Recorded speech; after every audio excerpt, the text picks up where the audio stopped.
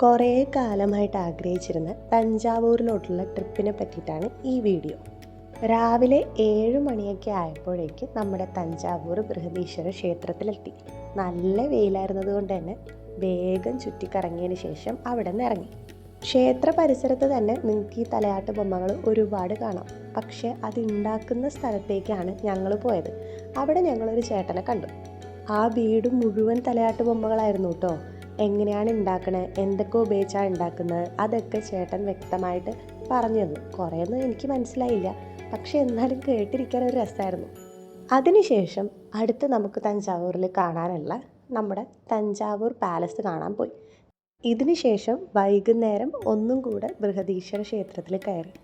വൈകുന്നേരം ഒരു പ്രത്യേക ഫീലാണ്. എനിക്ക് പേഴ്സണലി ഇഷ്ടപ്പെട്ടത് വൈകുന്നേരം വന്നതായിരുന്നു. കാരണം വെയിലില്ല, നല്ല സമാധാനം, നല്ല വെളിച്ചം.